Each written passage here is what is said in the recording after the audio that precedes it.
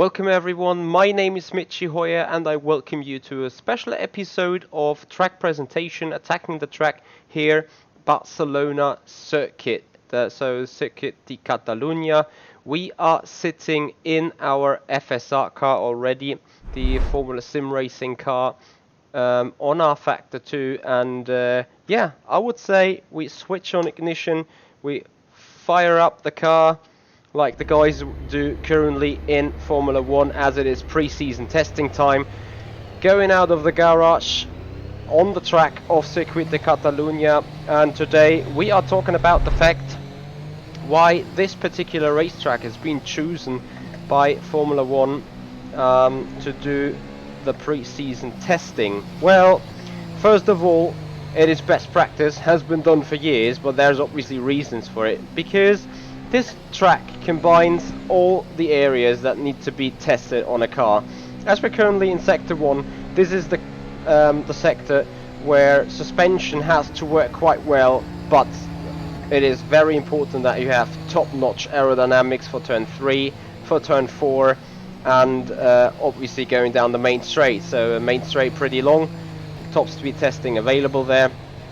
So that is one factor of it. Now, being in Sector 2, you got some up and downhill section, but most importantly you got the second chicane here, and chicane is very useful to see how the chassis works. Also this turn it goes into aerodynamics again to see how the car behaves on the track, how the suspension is moving and all that kind of stuff. Coming into the third sector, which definitely shows how good your chassis is, because here in the mid to low speed area, aerodynamics isn't really a big factor, but the chassis and the way the suspension works is indeed. And yeah, to see and to show you what it is about to race on that track, I'm gonna take you around for one flying lap here around the Barcelona circuit, coming across the start finish straight, DRS wide open into 8th gear, approximately hitting 320 kph to 325, hard braking for turn 1 and 2. Basically a chicane, weight transfer is the most important thing here on the car. Going into turn 3, an aerodynamical section where you can go pretty damn quick through that right hander. Going into turn 4, very important here, traction, because you have to accelerate out of the turn, don't go too wide. As we head into turn 5, the front left tends to lock up because it's a downhill left-hander. Turn 6 is no issue whatsoever. Then the second chicane, 7 and 8, very important weight transfer. There is an elevation change right in the apex in between those turns. Turn 9, a high-speed right-hander once again. Suspension and aerodynamics have to work their way before we have the second DRS zone. Into turn 10, a hairpin where traction matters a lot. Into the technical area. Here is deciding your chassis. 180 degree right hander before we come into 90 degree right hander. That goes down to the final chicane.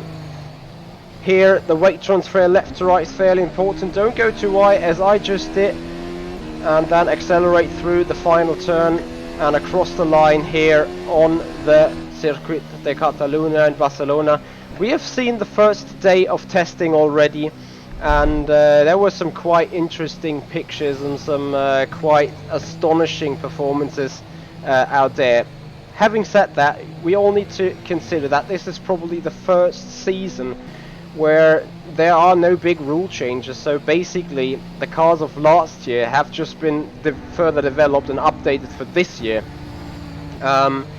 So that is one thing that is really unique, because usually you have quite some rule changes in between, and beyond that, not only the cars more or less stayed the same, the tires stay entirely the same. So it's for the first time ever, if I'm not mistaken, that tires are identical to last year. So what makes it so special and so unique this year will be that each Grand Prix will be easily comparable to last year's Grand Prix, and then you see how much further the cars have been developed in 365 days. Guys, I'm looking forward to that F1 season coming up, and I hope you enjoyed that little Attack the Track version.